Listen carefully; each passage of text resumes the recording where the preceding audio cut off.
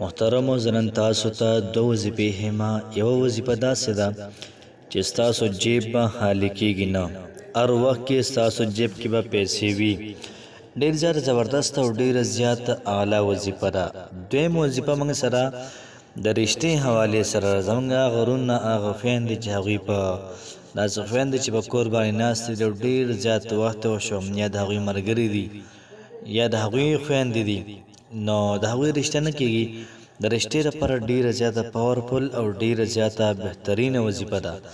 هغه زموږ وروڼه چې هغوی د رشتې د حوالې سره ډېر زیات پریشانه دي یا مالی مشکلات دی ورته، نو دا وظیفه دی وکړي انشاءالله العزیز الله پاک ورته رشته په ښه ځای کې ورکړي.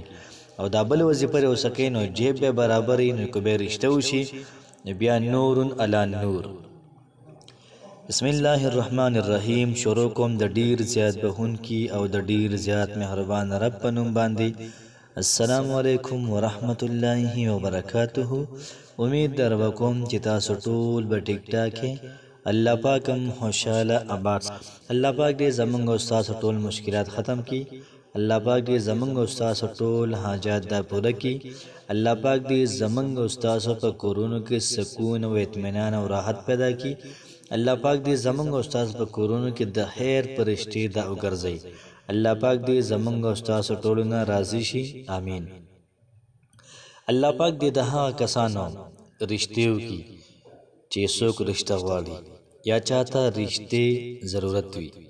الله پاک د هغه کسانو له مال او دولت ډیر زیات بېسیاره بې انتها ورکړي چې چاته حاجت وي. الله پاک ته پته ده چې کوم سړی محتاج دی کوم سړی محتاج نه دی، نو څومره چې دنیا کې خلق دي ټولو خلقو له الله پاک بېسیاره پیسې دا ورکړي. محترم نن چې کومه زموږ وظیفه ده نو دا وظیفه د مال او دولت حوالې سره ده، او دویم وظیفه موږ سره دا د رشتې حوالې سره ده. لومبی تاسو د مال او دولت دا وظیفه وکړئ نو چې مالدار شئ، ورپسې بیا که چا رشته نه وي نو رشتې دپاره دا بله وظیفه وکړئ. انشاءالله العزیز دواړه کارونه به الله پاک په دې وظیفې سره محترمو دا برابر کړي.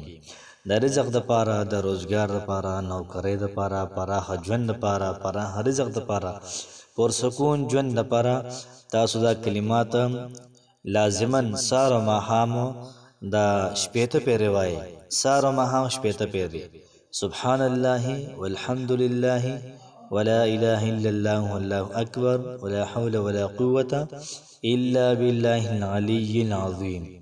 او دا کم خوراک دی، دا کم ذکر دی، دا محترمو د فرشتو خوراک دی. ګورئ تاسو دا ذکر کوئ الله پاک به تاسو مړئ پیسې به درکېدله، لکه څنګه چې فرشتې سبحان الله الحمدلله لا اله الا الله دا وایي نو الله پاک په دې باندې د فرشتې مړۍ ساتي. نو که تاسو هم دا وظیفه کوئ، دغه کلمات وایئ سبحان الله والحمد لله ولا اله الا الله والله اکبر ولا حول ولا قوة الا بالله العلی العظیم، الله پاک به تاسو ماړه ساتي په لباس باندې، په کپړو باندې، په خوراک باندې، په عزت باندې، په شهرت باندې، بالکل خوندوره زندگی به تېروئ. او دا دویم وظیفه د رشتې حوالې سره که چاته د رشتې ضرورت وي هغه له پکار دي چې دا وظیفه د لازمي کوي. یا لطیفو یا حلیمو، یا لطیفو یا حلیمو.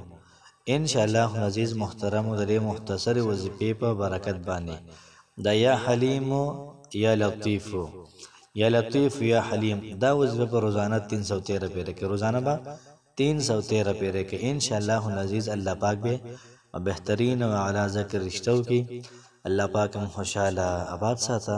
السلام علیکم ورحمت الله وبرکاته.